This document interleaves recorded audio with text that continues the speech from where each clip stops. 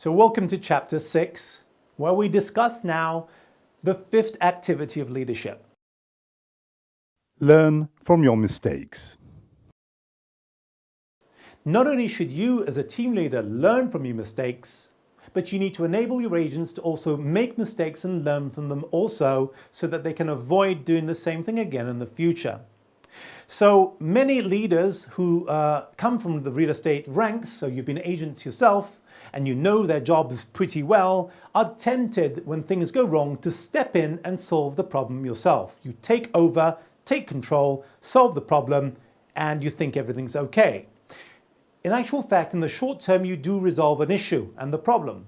However, you miss out on an opportunity to help your agent understand how they could have avoided it in the first place and how to avoid making the same mistake twice by allowing them to overcome and deal with the issue themselves.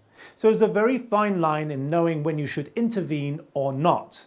So you have to be very aware of what's going on and take a very tactical decision to decide whether to intervene and take over and solve an issue, or just allow them to find their way through it and then help them understand why the problem occurred and how they can avoid it again in the future. Now, what I've done for you in your workbook, and you can see now appearing on your screen, is I've created a list of different ways or processes or steps, if you like, in which you can help your agents learn from their mistakes. And these steps 1 to 7, or the 7 steps in learning from your mistakes, helps them to go through the process of making errors and then coming out on the other side more skilled, more prepared to avoid them again in the future. So what is step 1? Well, basically, objectively examine what went wrong. So what went wrong, why it went wrong, what it was that allowed it to go wrong. So in the nature of the actual problem, what did go wrong exactly? The second step is to establish why it went wrong. Was it a mistake or a flaw in the procedures or the systems and processes? Is there a weakness there? Do they need to be improved? In step 3, when you are clear about what went wrong, then be very careful not to point fingers, even if you can point fingers as a leader. The moment you start picking out agents and pointing fingers is the moment when they turn around and they start to feel guilty and then they stop learning. So you avoid pointing fingers and move on to the next one. So in the 4th step, you agree with everyone how things should have been done, the ideal. When that's clear and everybody understands it, you then go on to the next step, where, if necessary, you establish or improve any procedures, systems, or processes to help you avoid this happening again. On the 6th stage over there, the 6th step, you continue to encourage the agent because there's a good chance they may be feeling a little bit demotivated because they, after all, were the reason for the failure. And then in the 7th step, you review the whole process one more time. You set a date for the future to examine if this system or new process or procedure is working.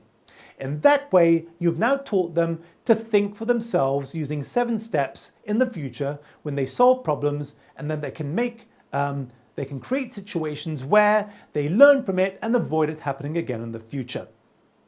So to conclude this chapter, what I'd like you to do is to examine those 7 steps over there and become proficient with them. You may want to type them out and laminate them, maybe put them on a large poster in your office wall so that everybody has the steps up there and they all know that it's their responsibility to learn from their mistakes. So if you give them the steps and you advertise it, you officially tell them, I expect you to do it. And the very last thing I want you to think about after you've done that is this analogy. Imagine the following analogy, and just look at this picture over here. So the analogy is, the real estater climbs to the top of the trees and sees the way. The real estate manager comes down basically from the treetops and then cuts through the jungle brush to get everyone there. If you keep that analogy in mind, what I need you to do is to understand how this is relevant to you. Do you take the time to strategically see what's going on all around you, the strengths and weaknesses of the environment and the market, the opportunities and threats, taking strategic decisions, and then coming down to earth in meetings and one-on-one conversations, telling everyone how to get to this vision of yours. So what I need you to do is to think about this a little bit philosophically. Are you the type of person to just simply take control, give instructions, and you think that's leadership? Because that's what a manager does. A manager helps them cut through all the issues and they get to that direction. But the leader who went to the top of the trees is able to see this and then transmits this to everyone and then tells everyone, I've seen it, follow me, this is how we get there. So go ahead and think about that analogy, and when you're ready, come back to the next chapter.